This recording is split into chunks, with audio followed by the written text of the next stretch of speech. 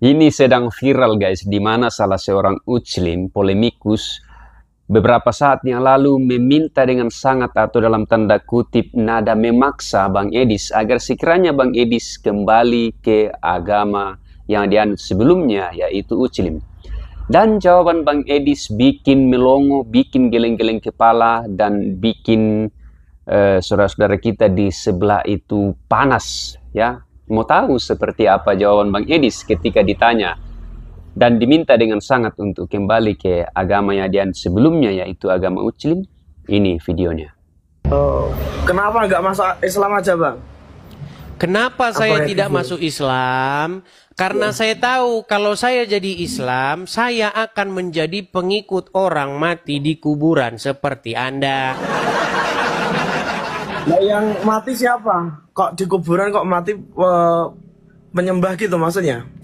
Bang, Muhammad itu adalah sosok yang Anda ikuti, betul atau salah? Yang diikuti setelah Allah, setelah Tuhannya. Jadi Muhammad sebentar Bang, coba perhatikan kata-kata saya. Ya. Allah kan tidak pernah turun ke dunia, betul? Pernah, kalau dia mau. Pernah turun ke dunia. Kapan Allah turun ke dunia? Gimana? Kapan Allah turun ke dunia? Ya dulu. Di mana ayatnya dia turun ke dunia? Di kitab. Kitab mana? Al-Quran. Mana? Surat berapa, ayat berapa? Ya cari sendiri. Saya kok cari sendiri? Loh, Anda yang ngomong kok saya nyuruh nyari.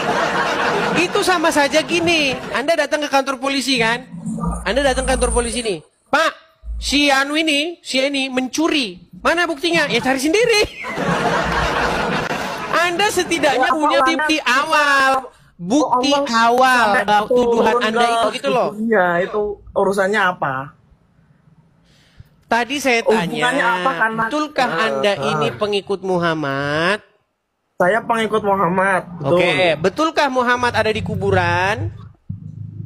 Ya kalau sekarang jelas karena berarti Anda pengikut orang dalam kubur, betul? Betul.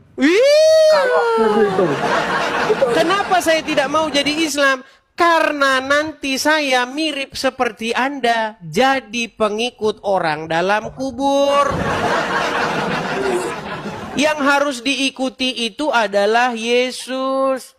Makanya ikut Yesus tidak sama seperti ikut orang dalam kuburan. Nah, emang kenapa? Misal orang itu harus ikut Yesus itu harus kenapa? Karena kita ini kan tujuan kita ini kan adalah hidup yang kekal, betul? Ya enggak. Oke, sekarang saya tanya, tujuan akhir, final destination bagi orang-orang yang mengimani tentang adanya kehidupan yang akan datang apa? Maksudnya gimana itu? Kok hidup kekal? Hidup kita nggak ada yang kekal loh. Itu harus mati kan? Bang, semua orang akan mati. Iya, betul. Anda percaya nggak dengan kehidupan setelah kematian? Ada. Oke. Artinya Anda percaya bahwa setelah mati kehidupan itu tidak berakhir, tetapi manusia nanti akan masuk kepada fase yang kedua, yaitu kehidupan yang kekal, iya kan? Betul. Oke. Ada nggak contohnya di dalam agama Islam? Ada kehidupan yang kekal itu? Kebangkitan itu ada nggak contohnya? Mana?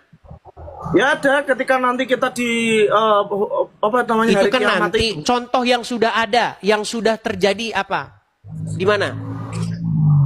Sekarang ada, ketika Nabi Isa itu nanti akan turun membela umat Islam seperti itu. Contoh yang udah terjadi kok nanti sih? Gini, saya tunjukin biar Anda paham. Dengar. Lah emang ada di agama Kristen? Ada. Dengar. Apa? Jadi di dalam Injil Yesus itu dikatakan dia wafat, meninggal, mati. Kemudian bangkit pada hari yang ketiga. Setelah dia bangkit, dia memberitakan kepada murid-muridnya itu tentang kebangkitannya itu. Bahwa dia hidup sampai selama-lamanya. Nah, itu sebagai bukti bahwasanya kehidupan setelah kematian itu ada. Kebangkitan setelah kematian itu ada dan terjadi, dan itu terjadi kepada Yesus. Makanya kami punya pengharap, tenang, nanti Anda ganti bicara. Jadi kami punya pengharapan tentang kehidupan yang akan datang itu. Kami punya pengharapan, kami punya sesuatu yang pernah terjadi, bahwa hidup yang akan datang itu ada dan sudah terjadi. Maka kami percaya bahwa ketika nanti kami mati, maka kami juga akan bangkit dan hidup yang kekal seperti bagaimana yang terjadi kepada Yesus. Sedangkan di dalam agama Islam, kehidupan setelah kematian, kebangkitan itu hanya omon-omonnya Muhammad. Kenapa saya katakan hanya omon-omonnya Muhammad? Muhammad sendiri ada di kuburan. Nah, seandainya Yesus tidak bangkit, seandainya ada itu di dalam Injil, ya, seandainya Yesus tidak bangkit, maka buang aja itu Bible itu ke tong sampah. Semua iman ini nggak ada artinya kalau Yesus itu tidak bangkit. Makanya orang Kristen itu punya harapan besar tentang hari kebangkitan itu. Tentang kehidupan yang akan datang itu bukan sebuah hayalan, tetapi sesuatu yang sudah terjadi. Sedangkan dalam agama Islam, itu cuman hayalan orang mabuk kecubung. Sekarang saya tanya, di dalam agama Islam, siapa yang bangkit mengalahkan maut? Nah, udah beda apa namanya? Dasar aja. Udah beda dasar aja. Karena iya, makanya saya bilang kehidupan setelah kematian di dalam agama Islam itu cuman omong kosong. Yesus itu dalam Islam itu kan Isa. Emang lari lagi kemana-mana nih orang. Bang, Anda percaya tentang kehidupan setelah kematian? Anda percaya itu nggak? Percaya dong. Apa dasarnya Anda percaya itu? Dasarnya? Ya, nah, apa dasarnya? Al-Quran dan Sunnah. Gimana? Dasarnya itu harus itu pernah terjadi. Gimana sih? Ternyata dalam agama Islam Anda baca itu dari A sampai Z, nggak ada itu, nggak pernah ada. Nggak harus terjadi dulu. Iya, harus terjadi gimana? Semua kebenaran itu nggak harus terjadi dulu. Oke, misalkan, sekarang saya tanya, lalu atas dasar apa Anda percaya kehidupan setelah kematian? Saya memiliki kebenaran bahwasanya Bang Edis itu ngerokok itu tidak baik untuk kesehatan. Saya itu nggak harus melakukan rokok dulu untuk melakukan. Ya, tapi orang lain sudah ada yang terjadi kan? Kesehatan itu bagus. Betul, pada dirimu itu tidak terjadi, tapi pada orang lain sudah terjadi, betul? Betul. Iya, artinya itu sudah terjadi atau sudah pernah dibuktikan. Contoh. Bukan terjadi atau tidak terjadi. Tarik nafas. Lah ya, tenang, kita hembuskan. Itu bukan tarik nafas. Bukan pernah terjadi. Hembuskan. Poinnya itu. Baik. Poinnya itu pada kebenaran itu sendiri, bukan pada. Jadi begini. Seperti itu. Oke, jadi begini.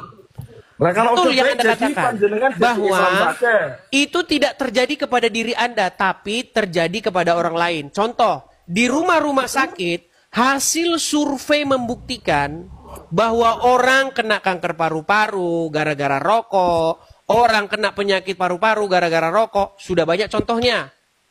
Kita nggak kekurangan bukti-bukti atau karya-karya ilmiah, hasil penelitian, observasi, kajian-kajian saintis yang membuktikan bahwa rokok menyumbang kematian akibat kegagalan paru-paru, fungsi paru-paru, itu sudah banyak sekali. Walaupun Anda tidak mengalaminya, ada contoh lain. Nah, sekarang saya tanya tentang kebangkitan orang mati atau adanya kehidupan setelah kematian. Dari mana Anda punya dasar iman itu? Sekarang kembali ke perumpamaan tadi. Nggak, tenang dulu. Saya mau tanya sama kamu. Ya, dasar kamu percaya bahwa adanya kehidupan setelah kematian itu dari mana? Iya, saya jelaskan dulu tentang kebenaran itu tadi. Anda salah berpikir tentang kebenaran. Kebenaran itu kita itu pegang ketika dasarnya itu udah kuat. Nah, Bang Edi sendiri mengikuti dasar yang tidak kuat. Seperti itu. Nyuruh ngomong apa? Itu kitabnya sudah berubah-ubah. Beda dengan Al-Quran. Kalau Al-Quran itu Lari lagi ke situ. sampai sekarang Memang sulit ngomong ya, sulit juga apa itu. Bang, kita ini bukan membahas Nggak usah tentang marah-marah gitu. gimana? Yang penting kita itu memegang kebenaran itu dengan dasar yang kuat. Seperti karya ilmiah yang Abang Edis lakukan tadi. Orang itu merokok, itu bakal ada kesehatannya seperti itu. Nah kita melakukan karya ilmiah, kemudian itu kan dasarnya. Jadi kita itu harus memegang dasar yang benar. Nah, Al-Quran itu adalah kitab yang sudah terjadi kemurniannya dari dulu, dari awal Allah itu Islam itu ada. Kita itu membahas mengenai apa dasar kamu meyakini tentang adanya kehidupan setelah kematian. Kamu malah bahas tentang Quran tidak dirubah-rubah. Apapun pertanyaannya, orang Islam yang penting bunyi. Kita percaya itu karena dasar yang kuat seperti itu, Bang Edis. Baik, saya akan tunjukkan kepada kamu. Saya bacakan ya, saya bacakan nih. Ini sudah dijelaskan di dalam 1 Korintus pasal yang ke-15. Kita mulai dari ayat yang pertama, ya. Tapi ini terlalu panjang. Saya bacakan saja inti-intinya, poin-poinnya ya. Nih. Karena berita yang saya sampaikan kepada kalian adalah berita yang paling penting yang sudah saya terima sebelumnya, yaitu bahwa Kristus Yesus sudah mati menanggung hukuman atas dosa-dosa kita seperti yang tertulis dalam kitab suci. Setelah dia dikuburkan pada hari yang ketiga, Allah menghidupkan Kristus kembali dari kematian. Jelas dan tegas jawaban Bang Edis bahwa ia tidak mau kembali ke agama yang dianut sebelumnya karena ia ingin menyembah Yesus Kristus Tuhan yang hidup. Yesus yang telah membuktikan dirinya kepada dunia bahwa ia adalah Tuhan dengan mati dan bangkit kembali dari antara orang mati mengalahkan maut dan menjadi jalan dan kebenaran dan hidup. Bahkan Yesus mengatakan bahwa Akulah jalan dan kebenaran dan hidup, dan tidak ada seorang pun yang sampai kepada Bapa jikalau tidak melalui aku. Dan ketika dia naik ke sorga, dia mengatakan kepada murid-muridnya bahwa janganlah gelisah hatimu, sebab aku pergi ke sorga untuk menyediakan tempat bagimu, dan aku akan datang kembali untuk menjemput orang-orang yang percaya. Nah, mungkin kita bertanya, kalau Yesus itu Tuhan, masakan ia mati? Nah, dalam Injil Yohanes, Yesus menandaskan bahwa aku memberikan nyawaku karena aku berkuasa mengambilnya kembali. Nah, itu sangat terbukti di mana Yesus memang mati di kayu salib, tetapi apa yang dia katakan sebelumnya, bahwa ia akan bangkit kembali dan menjadi jalan dan kebenaran dan hidup. Sekali lagi Yesus mengatakan, aku berkuasa memberikan nyawaku dan berkuasa mengambilnya kembali. Nah, intinya alasannya Bang Edis sangat logis, bahwa ia ingin menyembah Tuhan yang hidup, bukan mau menyembah mayat. Itu saja, kiranya ini mengedukasi dan mencerahkan kita semua. Salam.